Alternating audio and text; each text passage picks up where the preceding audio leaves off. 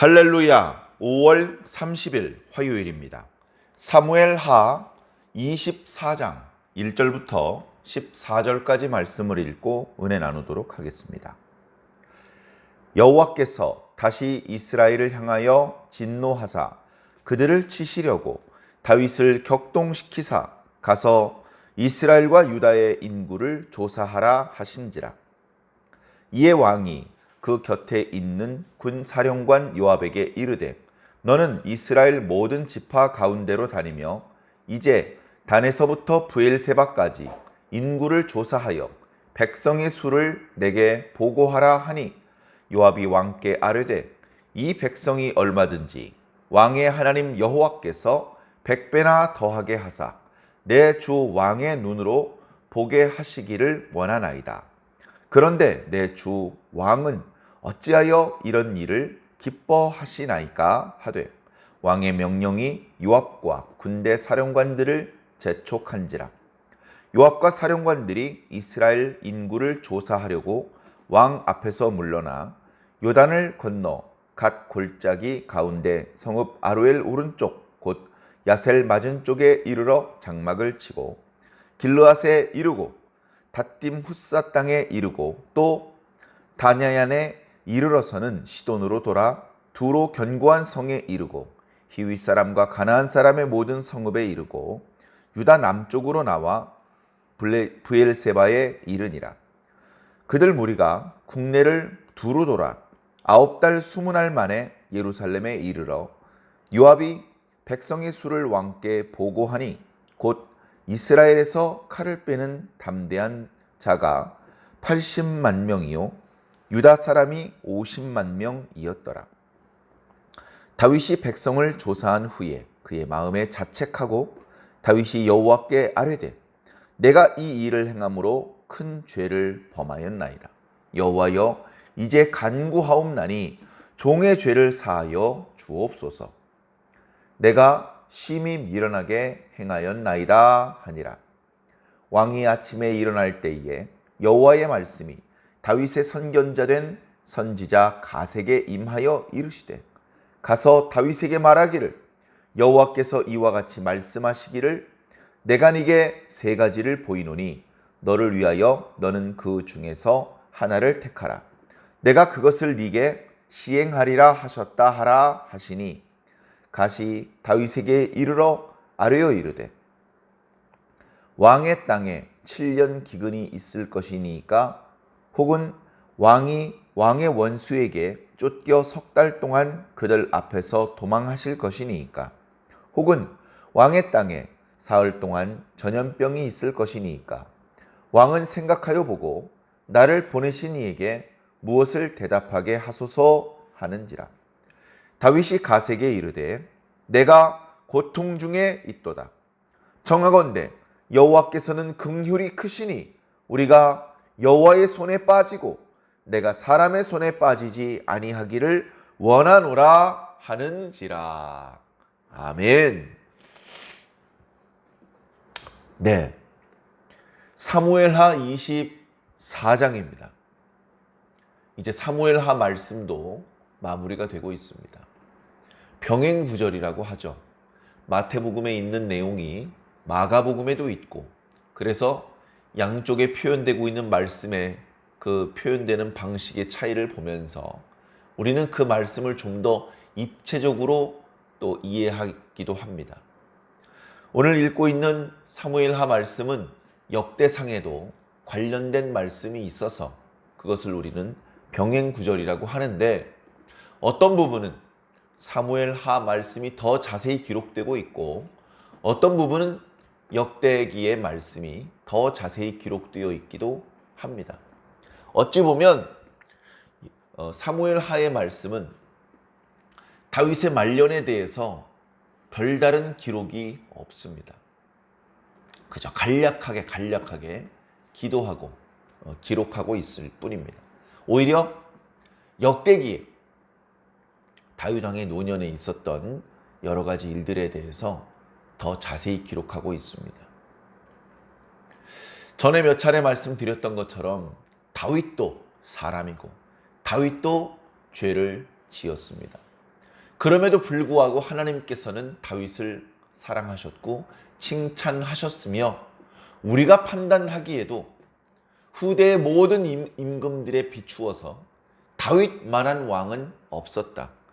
이만큼 하나님의 말씀을 자기 삶의 규범으로 삼은 왕이 없었고 마지막까지 우상 숭배를 하지 않은 왕이 없었고 철저히 하나님께 순종하면서 살았던 왕은 없었다. 그렇게 평가를 합니다. 그랬던 다윗도 우리가 지금까지 보았던 여러 가지 사건들을 볼 때에 항상 완벽한 신앙인의 모습은 아니었다. 그도 인간이었고 매우 자주 실수를 저질렀다. 그가 저지른 큰 실수만 해도 두 가지인데 하나는 밧세바를 간음하고 우리아를 죽인 사건, 그리고 그것과 관련된 여러 가지 사건이 연속적으로 나타나는데 그 과정에서도 그닥 신실하거나 아니면 지혜로운 모습을 보여주지 못했었습니다. 그런 죄가 있었는데 그 이후에 오늘 말씀에 이스라엘에서 인구 조사를 하는 큰 죄를 범하기까지 합니다. 그래서 그저 간단히 두 번 큰 죄를 저질렀는데 밧세바 간음 사건과 우리아 살인 교사 사건을 묶어서 한 가지, 그리고 말년에 인구를 조사하는 사건 한 가지, 이렇게 두 가지를 우리가 꼽곤 합니다. 자, 그 중에서 이제 두 번째 이야기죠. 그 밧세바 사건과 그 후유증으로 발생된 여러 사건들을 자세히 기록한 것에 비하면 이제 말년에 저질렀던 인구조사의 사건은 조금 단순하게 기록되고 있습니다. 물론 그나마 사무엘하 24장의 기록이 역대기의 기록보다는 좀 더 자세하게 기록되고 있습니다. 예를 들면 인구를 조사하는 사람들이 어떤 동선으로 움직였는지 그런 것들이 역대기에는 나타나지 않고 있는데 오히려 여기 자세히 기록되고 있죠. 어찌되었건 인구를 조사하는 일은 하나님께서 기뻐하시는 일이 아닙니다. 왜 인구를 조사하는 일이 하나님께서 기뻐하시는 일이 아니냐? 그 부분은 우리가 신앙적인 관점에서 살펴보아야 됩니다. 인구를 조사하는 목적은 단순히 내가 다스리고 있는 백성들의 정확한 숫자가 궁금해서 조사하는 것은 아닙니다. 조사하는데 상당히 오랜 시간이 걸리고 많은 비용이 듭니다. 그 중간에 대규모 국책사업, 건설 공사가 있거나 또는 주변 민족들과의 전투가 벌어지면 인구조사는 중단되어야 됩니다. 그때까지 조사했던 것이 다 무효가 되고 정말 다시 인구수를 알고 싶다면 처음부터 다시 인구조사를 해야 되는 상황일 수도 있는 것이죠. 다윗 시대에는 어쩌면 인구조사를 할 만했습니다. 다윗 말년에는 이제 더 이상 반란이나 또는 외부 민족과의 전쟁이 없었고 그야말로 태평성대였기 때문에 아무도 이스라엘을 괴롭게 하거나 두렵게 할 수 없는 시절이기 때문에 인간적인 관점으로 보면 인구조사를 하기 적절한 시기죠. 그러나 신앙적인 관점에서 볼 때에는 인구를 조사하는 것은 하나님께 대한 신앙심이 흔들리고 있다는 명백한 증거입니다. 왜냐? 우리는 하나님을 의지해야 되는 사람들이기 때문에 그렇습니다. 내가 다스리는 백성이 몇 명이냐? 그 중에서 얼마만큼의 세금을 거출할 수 있겠느냐? 그 중에서 몇 명이나 군인으로 착출할 수 있겠느냐? 그렇게 자신의 통치력, 자신이 동원할 수 있는 군사의 숫자와 자신이 동원할 수 있는 돈의 양을 측정하려고 한다는 것은 더 이상 하나님을 의지하지 않고 돈 그리고 인간적인 어떤 전투력을 의지하려는 속셈이 밑에 무의식 중에 깔려 있는 것이기 때문에 그렇습니다. 왕의 제도를 말씀하시면서 인구를 조사하는 것에 대해서는 우려스러운 말씀을 하신 것이 바로 그런 이유 때문입니다. 그 외에도 아내를 많이 두지 말 것이며 말을 많이 소유하지 말라, 그런 말씀을 두셨었죠. 당장 당장 다윗은 우리가 성경에 이름이 소개된 아내들만 해도 67명 됩니다. 이름이 소개된 사람만, 소개되지 않은 사람까지 하면 몇 명 더 있었을 것입니다. 솔로몬은 어떻죠? 정확히 아내가 몇 명인지 계수하는 게 조금 어려울 정도로 아내의 숫자가 비정상적으로 많았고, 장인이 3천이라는 기록이 있습니다. 그러면 아내는 3,000명 이상이라는 뜻인데 비정상적으로 많은 것이죠. 거기다가 많은 건설 공사를 했고, 그것이 솔로몬의 업적이기도 하지만 이스라엘과 유다 백성들을 괴롭히는 일이기도 했습니다. 그리고 그 많은 건설 공사 중에 여기저기에 마국간, 왕실 전용 마국간을 설치를 해서 많은 말을 소유했습니다. 말을 이 나라 저 나라에서 사오기도 했습니다. 그것은 국력이 신장되었다는 것을 보여주는 그런 모습이기도 하지만 하나님의 뜻을 거스리는 그런 모습이기도 했던 것이죠. 솔로몬이 지혜로웠지만, 솔로몬의 시대가 태평성대였지만, 그러나 다윗에 비쳤을 때 너무나 많은 모자람이 드러나는 그런 솔로몬이었습니다. 자, 그래도 이스라엘에, 유다에 있었던 왕들 중에서 가장 이상적이었던 다윗이 말년에 인구조사를 하는 범죄를 저질렀는데, 그 과정을 한번 살펴보면 어떻게 보면 다윗 혼자만의 사악한 의도에 의해서 인구를 조사한 것은 어쩌면 아니었던 것 같습니다. 1절에 보면 하나님께서 이스라엘에 대해서 진노하셨다. 왜 진노하셨는지까지는 성경에서 말씀하고 계시지 않습니다. 그 이유를 명백하게 공개하지는 않으셨지만 하나님께서 이스라엘 백성들에 대해서 진노하셨습니다. 그들 중에서 상당히 많은 사람들이 죽어야 하는 그런 상황이 전제되고 있는 것이죠. 하나님께서는 그 이스라엘 백성들을 어떻게 죽이실지, 당신의 진노를 어떻게 표현하실지 결정하셨냐 하면 다윗을 통해서, 다윗이 범죄하게 만들어서 그렇게 한 다음에 이스라엘에게 그 재앙을 쏟으려고 그렇게 계획을 하셨던 것입니다. 그래서 다윗을 격동시키셨고 이스라엘과 유다의 인구를 조사하라고 시키셨습니다. 다윗은 어찌 보면 시키신 대로 했을 뿐입니다. 그럼에도 불구하고 다윗은 자신이 실수했고 범죄했다는 것을 느끼고 회개했죠. 자, 다윗이 갑자기 하나님께서 그런 마음을 주셨다고는 하지만 인구조사를 할 마음이 생겼습니다. 그 생각이 하나님 뜻에 옳은지 기도해보고, 아무래도 하나님 뜻이 아닌 것 같습니다. 실행에 옮기기 전에 깊이 숙고하고 올바른 선택을 했더라면 좋았겠지만 지금 또 다윗이 조금은 성급해 보입니다. 그런 생각이 들자마자 옆에 있던 요압 장군에게 야, 빨리 가서 온 이스라엘에서 인구조사를 해라. 단에서부터 브엘세바까지 빠뜨림이 없도록 해라. 이제 그런 지시를 내립니다. 요압 장군이 그동안 다윗 왕의 명령을 듣지 않고 자기 임의대로 행하는 바람직하지 못한 모습을 많이 보였지만 오늘은 또 바람직한 모습을 보이고 있습니다.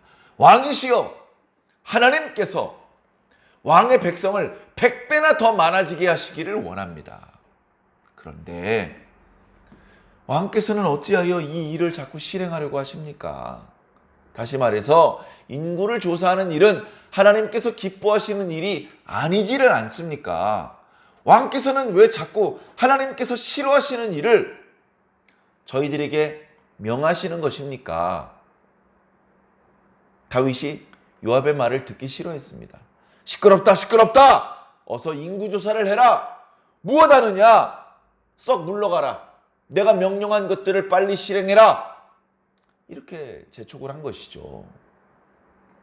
요압이 몇 마디 말로 다윗 왕을 설득하려고 했지만 실패하고 어쩔 수 없이 물러나서 인구조사를 시작합니다. 역대기 없는 인구조사관들의 이동 경로가 나오는데요. 예루살렘에서 나와서 요단강을 건너서 요단강 동편 땅, 르우벤 지파와 갓 지파 자손의 땅을 먼저 조사를 합니다. 북쪽으로 올라가서 북쪽 땅을 조사합니다. 말씀에 다난이라는 땅이 있는데 그 땅은 이제 단지파의 땅입니다. 단지파의 땅. 그리고서 북쪽에서 이제 북서쪽으로 돌아들어서 이제 시돈 땅, 두론 땅, 그 땅을 두루 거쳐가지고 남쪽으로 내려와서 유다 땅, 유다 땅 중에서도 남쪽 끝에 있는 브엘세바까지 돌아다니면서 인구조사를 했습니다. 이게 장부를 만들었겠죠. 그리고서 9개월 20일 만에 예루살렘으로 돌아와서 왕에게 보고를 합니다. 보고할 내용이 여러 가지였고 문서로 제출을 했겠지만 핵심적인 내용은 유사시에 예비군으로 동원할 수 있는 병력의 수가 현재 이스라엘 중에서는 80만 명, 유다에서는 50만 명이다. 와, 합하면 130만입니다. 열왕기의 기록을 보면 이스라엘의 군대가 100만을 넘은 적이 없습니다. 탁탁 긁었는데 40만이었다. 탁탁 긁었는데 2만 몇 명이었다. 지금 남북 이스라엘과 유다를 합하면 130만입니다. 특히 유다가 전체의 3분의 1을 넘어가고 있습니다. 어떤 학자들은 이것은 과장이다.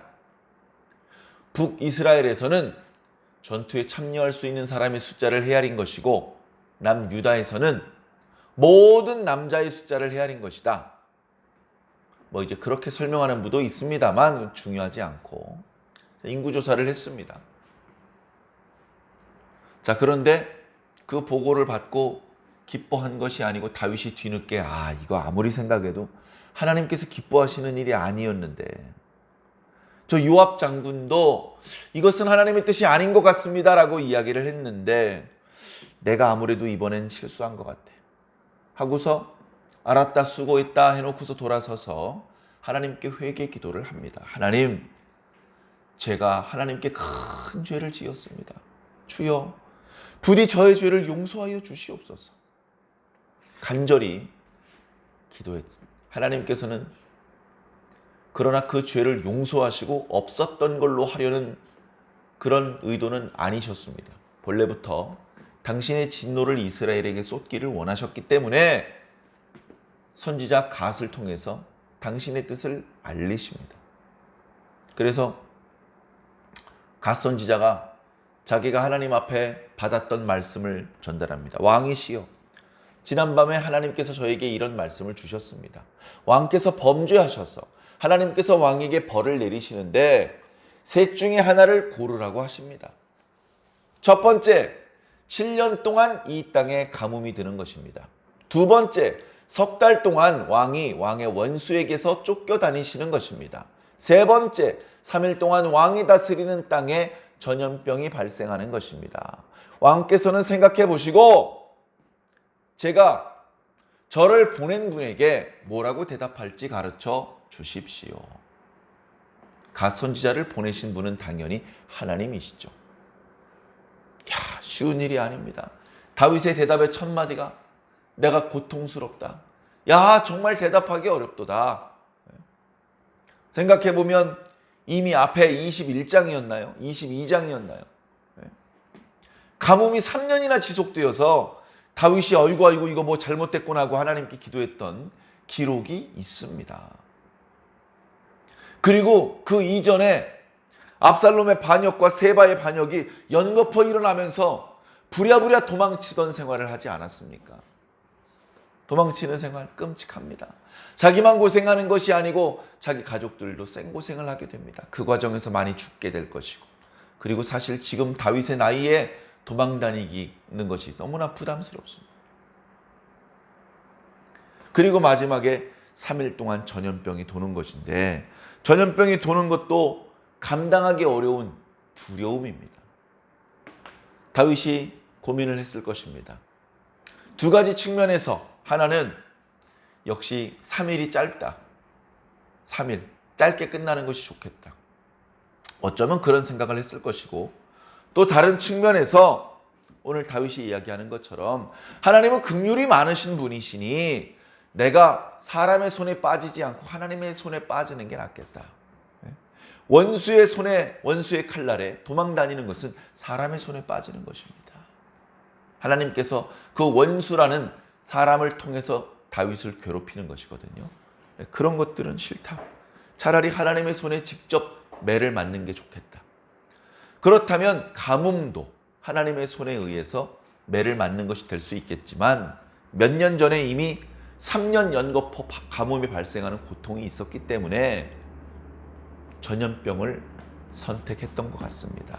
이 다윗의 대답이 전염병을 선택하신 것인지 구체적으로 말하지 않았지만 그런 의미로 전달되었고, 뒤에 이어지는 말씀을 보면 하나님께서 이제 전염병의 재앙을 내리는 그런 이야기가 이어지고 있습니다.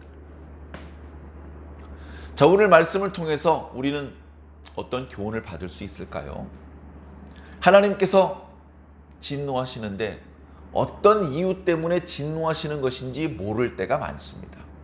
오늘 말씀에서는 성경에서 구체적으로 자세히 설명해 주지 않아서 모르는 것인데, 우리가 현실 속에서 살면서는 도저히 알 방법이 없죠. 시간이 많이 지나서 어렴풋하게 깨달을 수 있는 경우는 있지만 그 순간에는 오히려 깨닫지 못하는 경우들이 많이 있습니다. 그래서 결국 우리들은 하나님 앞에 어리석은 범죄를 저지르고 뒤늦게 후회할 때가 있죠. 뒤늦게나마 회개하면 다행인 것입니다. 뒤늦게나마 깨달으면 다행인 것이죠. 죄를 저질러 놓고 벼락이 자기 머리통을 때리기 시작했는데 아직도 그때까지도 깨닫지 못하고 있다면 이 얼마나 불쌍한 일입니까? 빨리 회개는 빠를수록 좋습니다.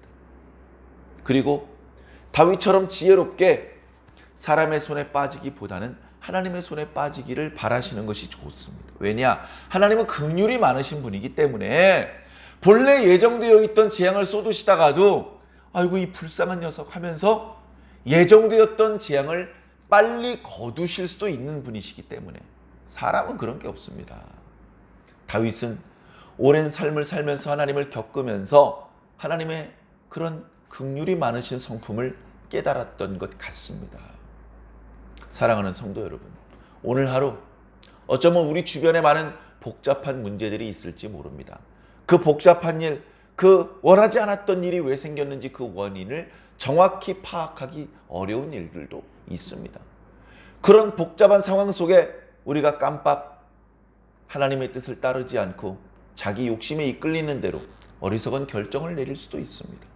그러다가 불미스러운 일들, 그런 하나님의 책망과 꾸중과 그런 재앙의 상황을 만날 수도 있습니다.